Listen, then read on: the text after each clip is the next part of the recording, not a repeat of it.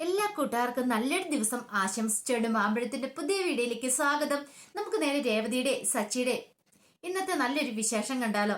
അങ്ങനെ ഇന്നത്തെ വിശേഷത്തിൽ കാണിച്ചിരിക്കുന്ന ശ്രുതിയെ കാണാനായിട്ട് ഹോട്ടൽ ഗ്രീൻ ഹില്ലിലേക്ക് ദാസ ചെല്ലുവാണ്. അപ്പൊ ശ്രുതിയെ ശല്യം ചെയ്തുകൊണ്ടിരിക്കണേ അയാളുടെ പേരാണ് ദാസ്. അയാൾ അങ്ങോട്ട് ചെല്ലുവാണ്. അങ്ങനെ റിസപ്ഷൻ ചെന്നിട്ട് ചോദിച്ചു, അല്ല റൂം നമ്പർ 8ന്റെ കീയ? അയ്യോ അതൊരു ലേഡി വാങ്ങിച്ചോണ്ട് പോയല്ലോ സാറെന്ന് പറഞ്ഞു. വാങ്ങിച്ചോണ്ട് പോയോ? അതെ, സാറ് പറഞ്ഞിട്ടുണ്ടായിരുന്നും പറഞ്ഞോണ്ട് ഒരു ലേഡി വാങ്ങിച്ചോണ്ട് പോയി. ഓ, അവൾ ഇത്രയ്ക്ക് ഫാസ്റ്റ് ആണോ? എന്നാ ശരിയെന്നും പറഞ്ഞോണ്ട് ദാസ് അങ്ങോട്ട് മുറിയിലേക്ക് കയറി ചെല്ലുവാണ്. അങ്ങനെ കഥയൊക്കെ തുറന്നങ്ങോട്ട് കയറി ചെന്ന് കഴിയുമ്പോൾ അവിടെ ഇരിക്കുന്നുണ്ട്, പുറംതിരിഞ്ഞാ ഇരിക്കുന്നേ. ഈ കാഴ്ച കണ്ടതും ദാസ് പറഞ്ഞു, എന്നാലും നീ ഇത്ര പെട്ടെന്ന് വന്നില്ലേ? കുറെ സമയമായി വന്നിരിക്കാൻ തുടങ്ങിയിട്ട്. ഞാൻ സ്വപ്നത്തിൽ പോലും പ്രതീക്ഷിച്ചില്ല കേട്ടോ. ഞാൻ ഭീഷണിപ്പെടുത്തി കഴിഞ്ഞാല് നീ വരൂ എന്നുള്ള കാര്യം. നിനക്ക് വേണ്ടി ഇതേ മുല്ലപ്പൂ ഒക്കെ വാങ്ങിച്ചിട്ടാ ഞാൻ വന്നേക്കുന്നത്. എന്റെ ഭാര്യയ്ക്ക് പോലും ഞാൻ മുല്ലപ്പൂ ഒന്നും വാങ്ങി കൊടുത്തിട്ടില്ല എന്ന് പറയാം. നിന്നെ എനിക്ക് അത്രയ്ക്ക് ഇഷ്ടമായതുകൊണ്ടാ. പക്ഷെ ഇന്ന് ഒരു ദിവസത്തേനും മതി, പിന്നെ നിന്നെ ഞാൻ ശല്യം ചെയ്യാൻ പറ്റില്ല എന്ന് പറയാം. ഇതൊക്കെ കേട്ടിട്ട് ശ്രുതി ഒന്നും മിണ്ടാതിരിക്കുകയാണ്. എന്നാലും എന്നോട് നിനക്ക് ഇത്രയ്ക്ക് ഇഷ്ടമുണ്ടെന്ന് എനിക്ക് അറിയില്ലായിരുന്നു. പക്ഷെങ്കിൽ എനിക്ക് നിന്നെ കിട്ടാൻ വേണ്ടിയിട്ടാ ഞാൻ ഭീഷണിപ്പെടുത്തിയത് കേട്ടോ. നിനക്ക് എന്നോട് ദേഷ്യവും തോന്നരുത്. ശരി, ഞാൻ നിന്റെ തലയിൽ മുല്ലപ്പൂ വെച്ച് തരാം എന്നും പറഞ്ഞ് നേരെ മുല്ലപ്പൂ വെച്ച് കൊടുക്കാണ്ട് അങ്ങോട്ട് ചെല്ലുവാണ്. ചെന്ന് കഴിയുമ്പോൾ അവിടെ അങ്ങോട്ട് തിരിഞ്ഞപ്പോഴത്തേനും പെട്ടെന്ന് ഒരു നിമിഷം ഞെട്ടിപ്പോയി അയാള്. ദാസോർത്ത്, നീ എങ്ങനെ ഇവിടെ വന്നു? രജനി, നീ എന്താ ഇവിടെ? ഓഹോ, അപ്പൊ നിനക്ക് എന്റെ പേരൊക്കെ ഓർമ്മയുണ്ടല്ലേ എന്ന് ചോദിക്കുക. എടാ, ഞാൻ നിന്റെ ഭാര്യയാന്നുള്ള സത്യം നിനക്കറിയാവോ? രജനി, നീ കൂടുതലൊന്നും പറയണ്ട. നാണമില്ലാത്തവന്. കണ്ട പെണ്ണുങ്ങളെയൊക്കെ വിളിച്ച് കയറ്റി ഇതായിരുന്നു നിന്റെ പരിപാടിയല്ലേ? അപ്പൊ എന്നും ജോലിക്കാന്നും പറഞ്ഞ് നീ ഇങ്ങോട്ട് വന്നോണ്ടിരുന്നല്ലേ? ഇപ്പോഴല്ല നിന്റെ സ്വഭാവം മനസ്സിലായത്. നിന്നെ ഞാൻ വെറുതെ വിടാൻ ഉദ്ദേശിക്കുന്നില്ല എന്നും പറഞ്ഞ് അവിടെ താഴെ ഒരു സ്റ്റിക്ക് കിടക്കുന്നുണ്ടായിരുന്നു. അതൊരു തലങ്ങും വിലങ്ങും അടിക്കണം. അല്ലേ അടിക്കരുതെന്ന് പറയണം. എടാ, നിന്നെ പോലുള്ളവനെ അടിക്കുവല്ലേ ചെയ്യണ്ടേ?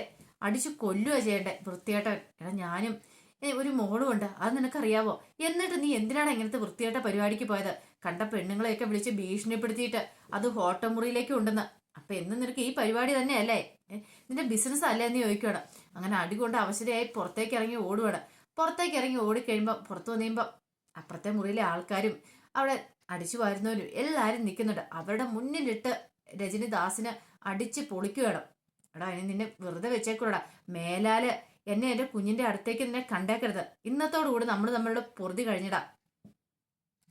നിന്നെ പോലെ ഓരോരുത്തരും ഭാര്യയായിട്ട് ജീവിക്കുന്ന കാലം പേര് ഞാൻ പോയി ആത്മഹത്യ ചെയ്യുന്നടാ എന്നും പറഞ്ഞുകൊണ്ട് അങ്ങോട്ട് പോകുമ്പോ ഒരു കാര്യം കൂടെ പറഞ്ഞു, മേലാ വന്നേക്കരുത്, ഞാൻ എന്റെ വീട്ടിലേക്ക് പോവാന്ന് പറഞ്ഞോണ്ടാ പോടെ.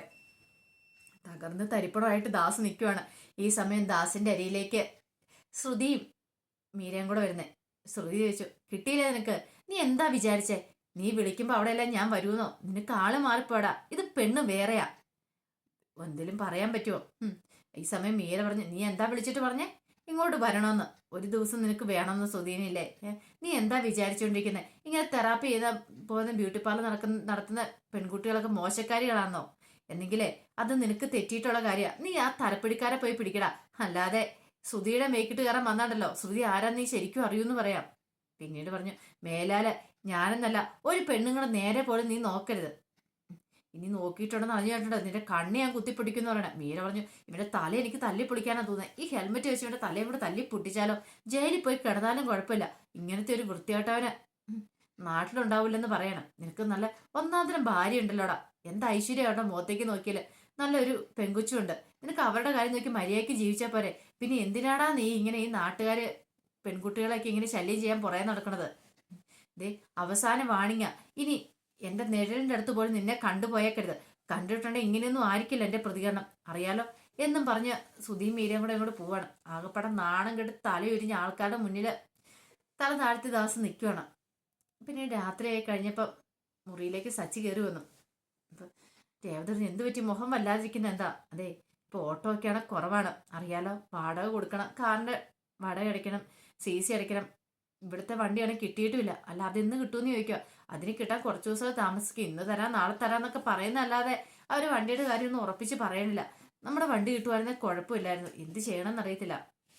എനിക്കാണെങ്കിൽ അയാൾ ആ വണ്ടിക്കകത്ത് കഞ്ചാവ് വെച്ചവനെ കണ്ടു കിട്ടിയിട്ടുമില്ല. മഹേഷിനോട് ഞാൻ ഈ കാര്യങ്ങളൊക്കെ ചോദിച്ചു കഴിയുമ്പോൾ അവനിപ്പോൾ എന്തോ എന്നെ കണ്ടു കഴിയുമ്പോഴത്തേനും അങ്ങോട്ട് ഒഴിഞ്ഞു മാറി നടക്കുക. എന്തോ ഒരു അകൽച്ചയുള്ള പോലെ തോന്നുന്നുണ്ട്. പെട്ടെന്ന് രേവതിക്ക് മനസ്സിലായി, ഒരു പക്ഷെ മഹേഷ് അറിഞ്ഞു കാണുമായിരിക്കും ഗജാനന്ദനാണ് ഇതിന്റെ പിന്നിൽ എന്നുള്ളത്. അതുകൊണ്ടായിരിക്കുമെന്നും പറയാൻ പറ്റില്ലല്ലോ. രേവതി പറഞ്ഞു, ഇനി അതേക്കുറിച്ച് ഒന്നും ഓർത്ത് വിഷമിക്കണ്ട. അയാൾ ആരിലും ആട്ടെ, നമ്മുടെ കാര്യങ്ങളൊക്കെ കഴിഞ്ഞില്ലേ. ഞാൻ അവനെ വെറുതെ വിടാൻ പോകുന്നില്ല. എന്റെ കയ്യിൽ അവനെ കിട്ടും. അവനെ കിട്ടിയാൽ ശരിയാക്കുന്നുണ്ടെന്ന് പറയാം. പെട്ടെന്ന് രേവതി പറഞ്ഞു, അതൊക്കെ പോട്ടെ, ഇനിയിപ്പോ ഒരു പ്രശ്നത്തിന് പോകണ്ട. അതെ, നാളെ കഴിഞ്ഞ് കല്യാണമല്ലേ. ആരുടെ കല്യാണം? അല്ലെ സുധിയുടെ കല്യാണം. ഓ, ആ ഫ്രോഡിന്റെ കല്യാണമാണോ? അല്ല, 2 ദിവസം തന്നെ ഓട്ടം ഒന്നും പിടിക്കണ്ട. പിന്നെ അവന്റെ കല്യാണം ഒന്നും പറഞ്ഞ് ഞാൻ എന്തിനാ ഓട്ടം പിടിക്കാതിരിക്കുന്നത്? അവന്റെ കല്യാണം കൂടി ഇവിടെ ഇരുന്നിട്ടുണ്ടെങ്കിലേ വണ്ടിയുടെ CC ഒന്നും അടയ്ക്കാൻ പറ്റില്ല. അതുകൊണ്ട് ആ വിഷയം അങ്ങോട്ട് വിട്ടേക്ക്. അവന്റെ കല്യാണം വരും പോവും. അവനിത് പുത്തിരിയുള്ള കാര്യമൊന്നും അല്ലല്ലോ എന്ന് പറയാണ്. പിന്നീട് രേവതി അതിനെ കുറിച്ചൊന്നും മിണ്ടാൻ പറ്റില്ല. എന്നാൽ ശരി, നിങ്ങൾ കടന്നോളാൻ പറയാണ്. രേവതിക്ക് അറിയാം സച്ചി ഒരു കാര്യം തീരുമാനിച്ച പിന്നെ അതിന്റെ പുറകെ പോകുന്നു. ദൈവമേ, ആ ഗജാനന്ദനെ കുറിച്ചുള്ള സത്യങ്ങൾ എന്തെങ്കിലും പറഞ്ഞാൽ പിന്നെ സച്ചി വെറുതെ വിടാൻ പോകുന്നില്ല. പിന്നീട് പിറ്റേ ദിവസം ശ്രുതി ബ്യൂട്ടി പാർലറിലേക്ക് പോകുന്ന സമയത്താണ് വഴിക്ക് വെച്ച് ദാസിനെ കാണാൻ ശ്രുതിക്ക് വേണ്ടി വെയിറ്റ് ചെയ്ത് നിൽക്കുമായിരുന്നു. അങ്ങനെ ശ്രുതിനെ കാണാൻ ദാസം കൂടെ വന്ന് പറഞ്ഞു അവിടെ നിൽക്കാൻ പറയണം. ശ്രുതി വണ്ടി നിർത്തി. അല്ല, എന്താ കാര്യം? എന്താ? നീ അങ്ങനെ രക്ഷപ്പെട്ടു പോകാന്ന് വിചാരിച്ചില്ലേ? പെട്ടെന്ന് ശ്രുതിക്ക് ദേഷ്യം വന്നു. നിനക്ക് കിട്ടിയതൊന്നും പോരെ, നിനക്കിടെ നല്ലത് കിട്ടിയായിരുന്നല്ലോ. എടി, എനിക്ക് കിട്ടിയിടി. എന്റെ ഭാര്യ പിണങ്ങിപ്പോയി, അറിയാവോ? എന്റെ മോളും പോയി. നീ എന്റെ കണ്ണുമുന്നിൽ കണ്ടേക്കളെന്നാ പറഞ്ഞേക്കുന്നത്. അവൾ ഡിവോഴ്സിന് കൊടുത്തിട്ടുണ്ട്. അതിനെല്ലാം കാരണക്കാരൻ നീ ഒറ്റ ഒരുത്തിയ. നിന്നെ അങ്ങനെ വെറുതെ വിടാൻ പോകുന്നില്ല. എടാ, നിന്റെ കയ്യിലിരിപ്പോണ്ടാ നിനക്ക് കിട്ടിയത്, അല്ലാതെ മറ്റൊന്നും കൊണ്ടല്ല. അതേടി, സമ്മതിച്ചു. പക്ഷേ ഉണ്ടല്ലോ, നിന്റെ വിവാഹമല്ലേ അടുത്ത ദിവസം. ആ വിവാഹം നടക്കാൻ പോകുന്നില്ലെന്ന് പറയാ. നീ എന്താ പറഞ്ഞേ? അതേടി, എനിക്കിനി ഒന്നും നഷ്ടപ്പെടാനില്ല. പക്ഷെ നിനക്കോ? നിനക്കിനി നഷ്ടപ്പെടാൻ വരുന്നുള്ളൂ. ഞാൻ പറയും, നിന്റെ കല്യാണം കഴിഞ്ഞാൽ നിനക്കൊരു കുഞ്ഞുണ്ടെന്നുള്ള കാര്യം ഞാൻ പോയി പറയാൻ പോവടി എല്ലാരോടും. അങ്ങനെ നിന്റെ വിവാഹം മുടങ്ങും. പക്ഷെ ഇന്ന് ഞാനത് പറയില്ല. കല്യാണ പന്തലില് ആ സമയത്ത് ഞാൻ പറയത്തുള്ളൂ. എങ്കിൽ മാത്രം നിന്റെ വിവാഹം മുടങ്ങുമ്പോൾ നിനക്ക് അതിന്റെ ആ അടികിട്ടുന്നതിന്റെ ആഴം എത്ര മാത്രം വലുതാന്ന് മനസ്സിലാക്കാൻ സാധിക്കുള്ളൂ. എല്ലാവരുടെ മുന്നിൽ നാണം കെട്ട് തല കുണിച്ച് നീ നിൽക്കണം. ആ ഒരു കാഴ്ചയ്ക്ക് വേണ്ടി ഞാൻ കാത്തിരിക്കുന്നത്. ഇനി എനിക്ക് ഈ ദാസിനൊന്നും നഷ്ടപ്പെടാനടി. ഞാൻ ആരാ നീ ശരിക്കും അറിയാൻ പോകുന്നുള്ളൂ. എന്റെ ജോലിയും പോയി നീ കാരണം. മാഡവനെ ജോലിയിൽ നീ പിരിച്ചു കിട്ടും. അതെല്ലാം നീ ഒറ്റ ഒരുത്തി കാരണം. ഇതിന് ഞാൻ പ്രതികാരം ചെയ്തില്ലെങ്കിൽ ഞാനാണ് ഒരുത്തിന് എന്തിനാണ് ഇങ്ങനെ നടക്കണമെന്ന് ചോദിക്കാം. ആകപ്പാടെ തകർന്ന് തരിപ്പണമായി ശ്രുതി. അയാളത് പറഞ്ഞിങ്ങോട്ട് പോവാണ്. പിന്നീട് എന്ത് ചെയ്യണമെന്ന് അറിയില്ല, വല്ലാത്തൊരു അവസ്ഥയിലാണ് ശ്രുതി വീട്ടിലേക്ക് വന്ന് കയറുന്നത്. വന്ന് കയറി കഴിഞ്ഞപ്പോൾ കുറെ സമയം ഇങ്ങനെ ആലോചിച്ചിരുന്നപ്പോൾ മീര വന്നിട്ട് ചോദിച്ചു, എന്ത് പറ്റി? നീ എന്താ ഇങ്ങനെ ആലോചിച്ചിരിക്കുന്നത്? വാ, ഫുഡ് കഴിക്കാന്ന് പറയണ. എനിക്ക് വേണ്ട, വിശപ്പില്ല. ആഹാ, അത് കൊള്ളാലോ. വിശപ്പില്ല എന്ന് പറഞ്ഞിരുന്നിട്ടോ? നിന്റെ കല്യാണം അല്ലേ നാളെ. നീ ഇങ്ങനെ പട്ടിണി ഇരുന്ന് എന്താ ചെയ്യുന്നേ? എനിക്കറിയത്തില്ല എന്ത് ചെയ്യണമെന്ന്. അതൊക്കെ പോട്ടെ, പുതിയ പ്രശ്നം എന്നാ? പിന്നീട് ദാസ് വന്ന് കണ്ടതും വെല്ലുവിളിച്ചായ കാര്യങ്ങളെല്ലാം പറയാം. ഇതിപ്പോ പ്രശ്നമായല്ലോ. നീ ഇപ്പൊ എന്ത് ചെയ്യാനാ നിന്റെ ഉദ്ദേശം? ഞാൻ ഓർക്കും സുധിയെ കണ്ട് ഈ കാര്യങ്ങളൊക്കെ പറഞ്ഞാലോ എന്ന് ആലോചിക്കുന്നുണ്ട്. നീ എന്ത് ബുദ്ധിമാശയാ പറയണേ? സുധിയെ കണ്ട് കാര്യങ്ങൾ പറഞ്ഞ് സുധി വിവാഹത്തിന് സമ്മതിക്കുവോ? ഇന്നത്തെ കാലത്ത് ഇച്ചിരി ഏജറായ പെൺകുട്ടി കല്യാണം കഴിക്കാൻ പോലും അങ്ങോട്ട് തയ്യാറായില്ല. പിന്നെ കല്യാണം കഴിഞ്ഞൊരു കുഞ്ഞൊക്കെ ഉണ്ടെന്ന് പറഞ്ഞാൽ പിന്നെ അവരതിന് സമ്മതിക്കുമോ എന്ന് ചോദിക്കുക. പിന്നെ ഞാൻ എന്താ ചെയ്യണ്ടേ? സുധി സമ്മതിക്കുവോ? എനിക്കറിയില്ല. ഒരു പക്ഷെ ചിലപ്പോൾ നീ ഇങ്ങനെ പറഞ്ഞ സുധി ചിലപ്പോൾ സമ്മതിക്കുമായിരിക്കും. പക്ഷെ സുധിയുടെ അമ്മ അവരാണെങ്കിൽ എന്ത് കല്യാണം കഴിഞ്ഞാന്ന് പറഞ്ഞാലും ചിലപ്പോൾ അവർക്ക് കുഴപ്പം കാണില്ല.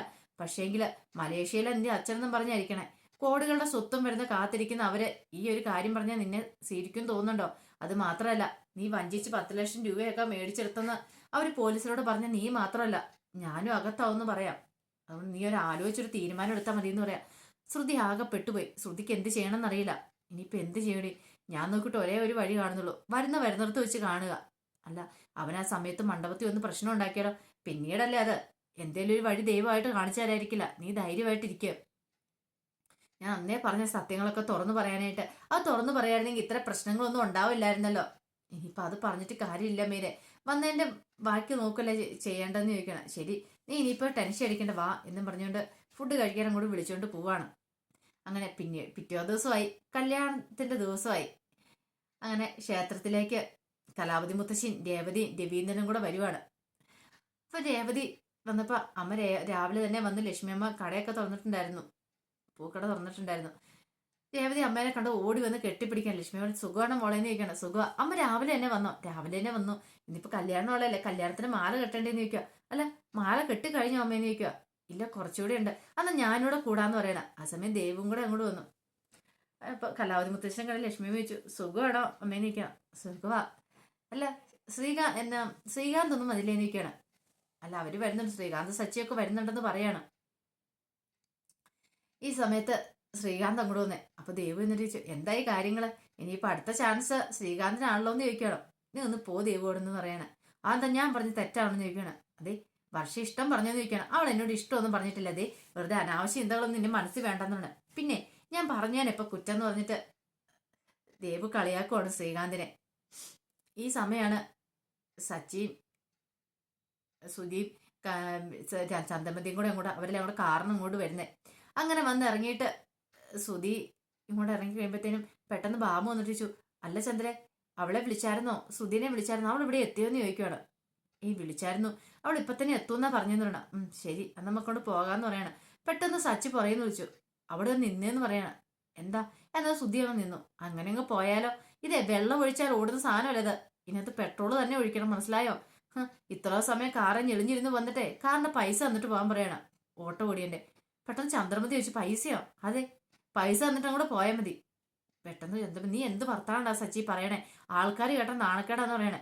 എനിക്കൊരു നാണക്കേടും ഇല്ല. കാറിൽ പോന്നിരുന്നപ്പോ നിങ്ങക്ക് ഇത്ര നാണക്കേടൊന്നും ഇല്ലായിരുന്നല്ലോ.